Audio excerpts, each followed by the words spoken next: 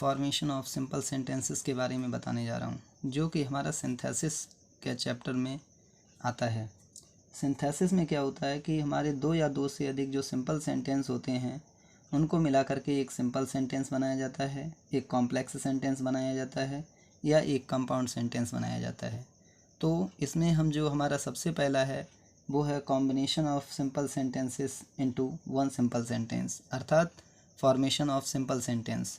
इसमें क्या होगा कि combination of simple sentences into one simple sentence, इसमें कई हमारी विधियां हैं, जिसमें हमारा पार्टिसिपल की विधि है, इन्फिनेटिव की विधि है, रूल्स ऑफ कंजंक्शन है, रूल्स ऑफ इन्फिनेटिव है, ऐसे करके हमारे कई रूल्स हैं। तो उसमें हमारा जो फर्स्ट रूल है जिसके माध्यम से पार्टिसिपल जो हमारा आता है, इस पार्टिसिपल का प्रयोग करके हम सिंपल सेंटेंस को एक सिंपल सेंटेंस में बनाते हैं। तो सबसे पहले हमें ये पता करना चाहिए या पता होना चाहिए कि हमारे पार्टिसिपल क्या होते हैं।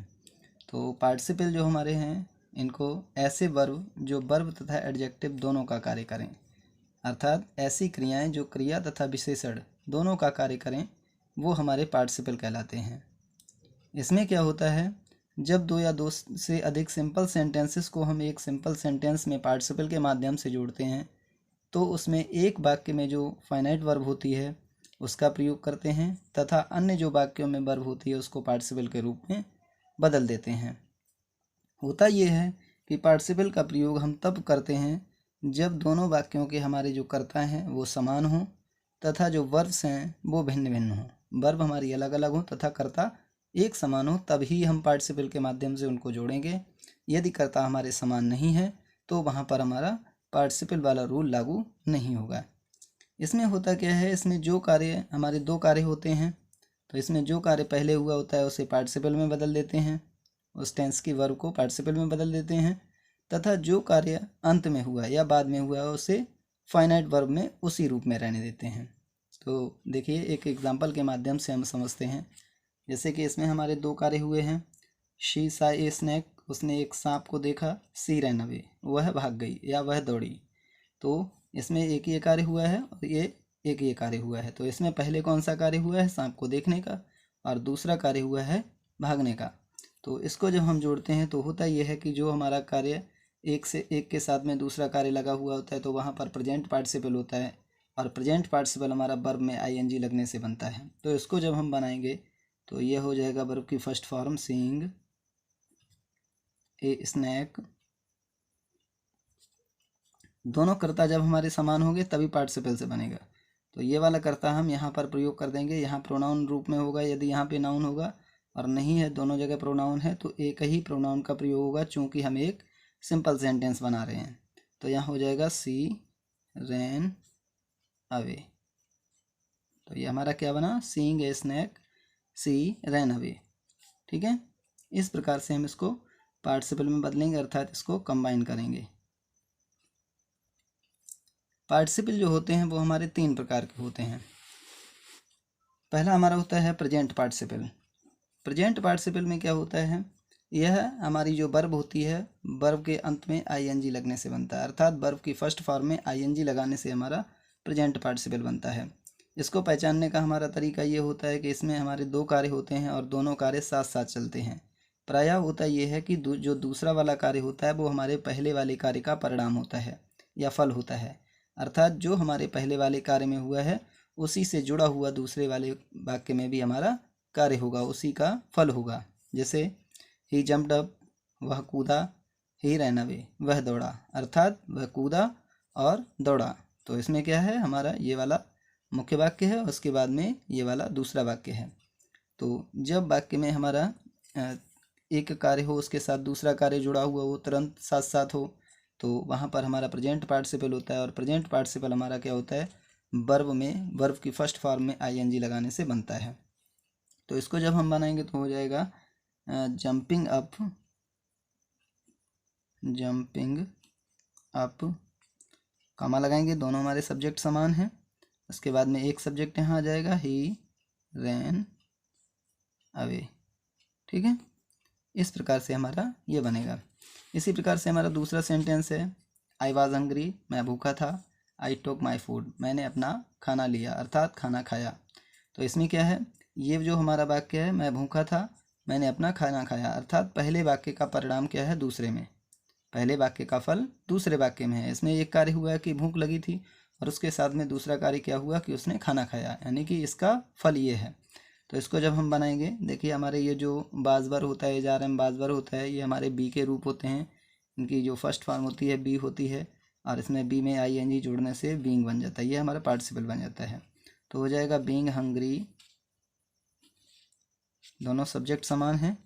यहाँ पे आ जाएगा आई टुक, कॉमा लगेगा, आई टुक माई फूड। ठीक है, नोट ये चीज़ ध्यान रखना है, हमारा आई तथा प्रॉपर नाउन कहीं भी होता है वो हमेशा बड़े में ही प्रयोग होता है। ठीक है, नोट हमें ये भी ध्यान रखना चाहिए कि जब हमारे प्रेजेंट पार्टिसिपल या किसी भी पार्टिसिपल का संबंध हमारे वाक्य के ऑब्जेक्ट से हो, अर्थात हमारा जो वाक्य है उसके ऑब्जेक्ट से यदि पार्टिसिपल का संबंध है तो हम उसको ऑब्जेक्ट के बाद में ही रखते हैं। जैसे आई सा ए मैन, मैंने एक व्यक्ति को देखा, he was smoking A cigarette, मैंने एक व्यक्ति को देखा वह सिगरेट पी रहा था, अर्थात धूम्रपान कर रहा था।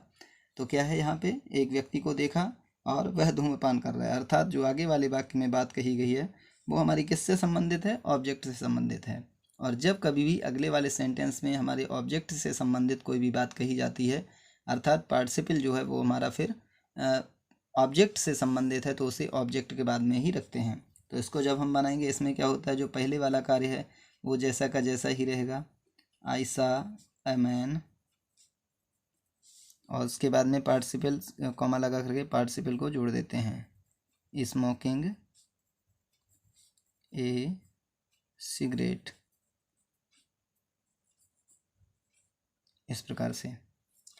इसके बाद में हमारा आता है दूसरा पास्ट पार्टिसिपल।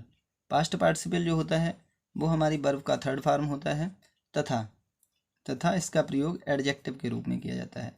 यह हमारा क्रिया का थर्ड फॉर्म होगा तथा एडजेक्टिव के रूप में इसका प्रयोग किया जाएगा। जैसे आई सा ए मैन, मैंने एक व्यक्ति को देखा, ही वाज वॉन्डेड, वह घायल था। तो वॉन्ड हमारा क्या है, वर्ब की थर्ड फॉर्म है, तथा ये विशेषण है। विशेषण किसका है, ए मैन का, व्यक्ति का। आई सा ए मैन, मैंने एक व्यक्ति को देखा, he was wounded, who was wounded, a man was wounded, अर्थात यह हमारा किसके साथ में है, ए मैन से संबंधित है। तो इसका विशेषण है, हमें कहाँ रखना है, विशेषण को उठा के हमें नाउन के पास ले आना है, तो समझ लो हमारा पार्टिसिपल बन गया। तो इसको जब हम कंबाइन करेंगे तो आई सा ए बॉन्डेड मैन। ठीक है, इस प्रकार से हम पास्ट पार्टिसिपल का प्रयोग करते हैं। इसके बाद में हमारा तीसरा आता है परफेक्ट पार्टिसिपल। परफेक्ट पार्टिसिपल, इसमें क्या होता है, इसमें हैविंग प्लस वर्ब की थर्ड फॉर्म का प्रयोग किया जाता है, और इसमें दो कार्य होते हैं। इसमें होता ये है कि जब हमारा पहला कार्य पूरी तरह से समाप्त हो जाता है, उसके बाद में हमारा फिर दूसरा कार्य प्रारंभ होता है। जब कभी भी हमारे वाक्य में एक कार्य पूरी तरह से ख़त्म हो जाए, उसके बाद में दूसरा कार्य शुरू हो, तो परफेक्ट पार्टिसिपल होता है। और जब हमारे एक कार्य के साथ में ही दूसरा कार्य शुरू हो, अर्थात पहले कार्य का फल दूसरा कार्य हो, तो वो हमारा प्रेजेंट पार्टिसिपल होता है।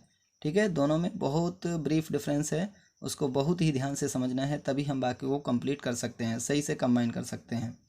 तो इसमें देखिए हमारा एक एग्जांपल है, he had completed his work, उसने अपना कार्य पूरा किया।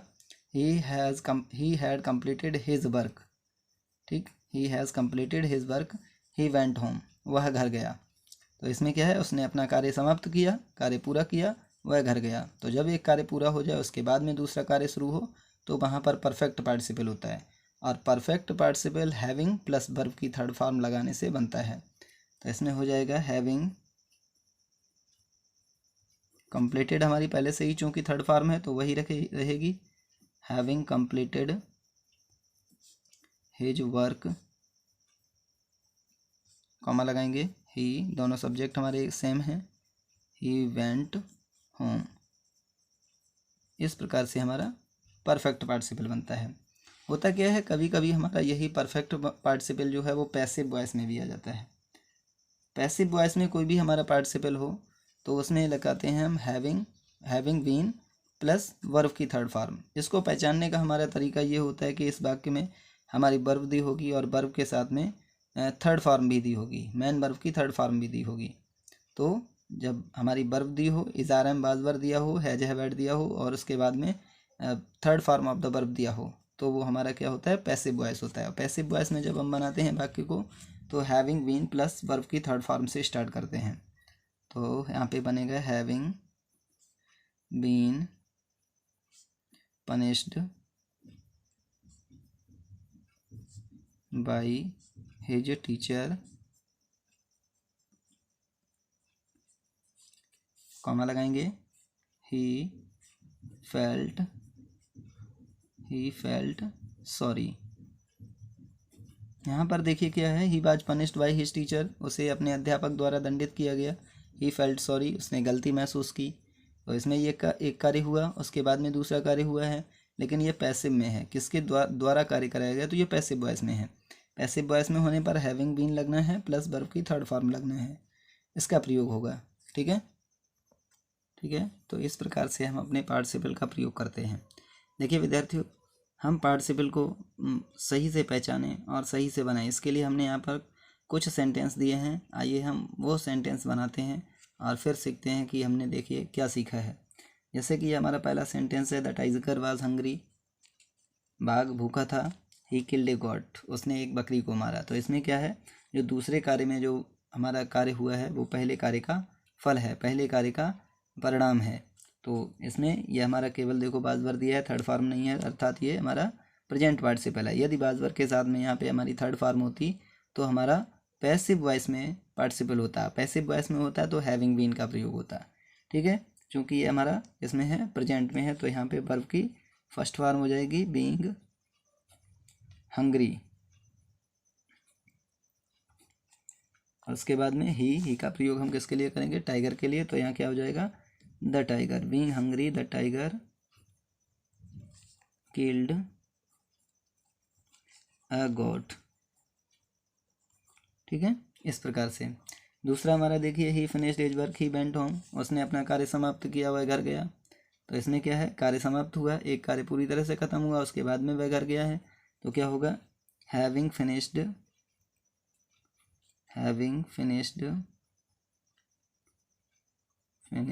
हिज वर्क, कॉमा लगाएंगे, ही वेंट होम। चूँकि हमारा एक कार्य पूरी तरह से ख़त्म हो गया था, उसके बाद में दूसरा कार्य शुरू है, तो परफेक्ट पार्टिसिपल है, और परफेक्ट पार्टिसिपल है तो हैविंग प्लस वर्ब की थर्ड फॉर्म का प्रयोग होता है। इसके बाद में हमारा तीसरा सेंटेंस है, ही फाउंड हिज बुक, उसने अपनी पुस्तक प्राप्त की। इट वाज लॉस्ट, या खो गई थी। तो लॉस्ट हमारा क्या है, वर्ब की थर्ड फॉर्म है, और ये क्या है, ये हमारा बुक का विशेषण है, अर्थात ये हमारा पास्ट पार्टिसिपल है। और पास्ट पार्टिसिपल है तो हमारा जो विशेषण है उसको हम कहाँ रखेंगे, नाउन के पास में। तो ये क्या हो जाएगा, he found his lost book. ठीक है, इस प्रकार से हम पास्ट पार्टिसिपल का प्रयोग करेंगे। फिर अगला है, देखिए, Mahesh Bhupathi was defeated by Leander Paes, he was much disappointed. Mahesh Bhupathi को लिएंडर पेस द्वारा हराया गया, वह बहुत ही निराश हुए। तो इसमें क्या है कि ये देखिए, बाज प्लस वर्ब की थर्ड फॉर्म दी है, उसके साथ साथ बाई भी दिया है, तो हमें पहचानने में दिक्कत नहीं होगी कि ये हमारा वाक्य पैसिव वॉइस में है, अर्थात ये पार्टिसिपल हमारा पैसिव में है। और पैसिव में होने पर क्या होता है, हैविंग बीन प्लस वर्ब की थर्ड फॉर्म। वर्ब हमारी क्या है, डिफीट, पहले से ही डिफीटेड है, defeated by Leander Paes, comma लगाएंगे। अब यहाँ पे ही के स्थान पर क्या लाना है, Mahesh Bhupathi was much disappointed, ठीक है, डिसअपॉइंटेड, ये इस प्रकार से बनाएंगे। उसके बाद में देखिए, एक और हमारा सेंटेंस है, आई सा रमेश, मैंने रमेश को देखा। He was beating his enemy, वह अपने शत्रु को, दुश्मन को मार रहा था। तो इसमें क्या है, इसमें देखिए, रमन को देखा और वह अपने शत्रु को पीट रहा था। तो रमन यहाँ पे क्या है, ये हमारा वाक्य ऑब्जेक्ट है, और इसी ऑब्जेक्ट से संबंधित अगले वाले वाक्य में बात कही गई है या कार्य है। तो कहने का मतलब ये है, जब हमारे वाक्य में पार्टिसिपल का संबंध हमारे किससे हो, ऑब्जेक्ट से हो, तो उसको ऑब्जेक्ट के बाद में रखते हैं। तो यहाँ पे हमारा कंबाइन करेंगे तो हो जाएगा आई सा रमन रमन। उसके बाद में पार्टिसिपल से जोड़ देंगे बीटिंग हिज इनेमी। तो इस प्रकार से हम पार्टिसिपल का प्रयोग करते हैं और मैं उम्मीद करता हूँ कि आपको हमारी ये विधि पसंद आई होगी। यदि हमारी विधि पसंद आई है तो अवश्य ही हमारी वीडियो को लाइक करें और हमें कमेंट्स में ये बताएं कि आपको हमारा वीडियो कैसा लगा। यदि अच्छा लगा तो हमारे चैनल को भी सब्सक्राइब करें। धन्यवाद।